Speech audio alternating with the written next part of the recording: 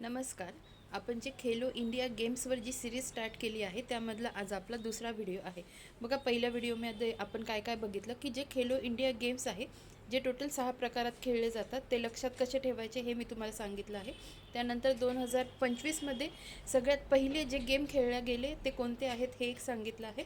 आणि त्याच्यानंतर मी तुम्हाला सांगितलं आहे की महाराष्ट्राचं रँकिंग तुम्ही या 6 कॅटेगरीमध्ये जे 6 खेळले गेले खेलो इंडियामध्ये ते महाराष्ट्राचं रँकिंग कसं लक्षात ठेवायचं हे सांगितलं आहे.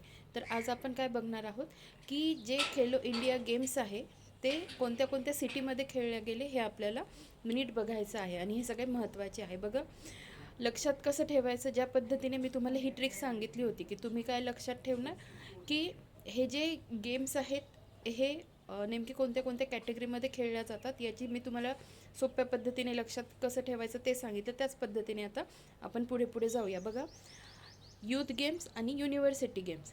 यूथ गेम्स बघा, यूथ गेम्स झाले बिहारमध्ये.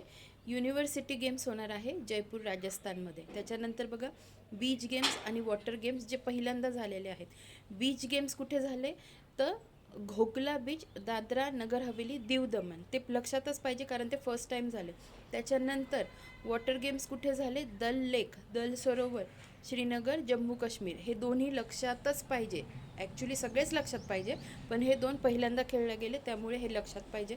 त्याच्यानंतर आपण वळूया कोणत्या तर विंटर गेम्स. विंटर गेम्स 2 फेजमध्ये झाले. 2 फेज, एक जानेवारीतली एक मार्चमधली. जी पहिली झाली ती झाली लेह लडाखमध्ये आणि दुसरी फेज जी मार्चमध्ये होती ती गुलमर्ग जम्मू काश्मीरमध्ये. हे झालं. आणि जे शेवटचे आहे पॅरागेम्स झाले न्यू दिल्लीमध्ये.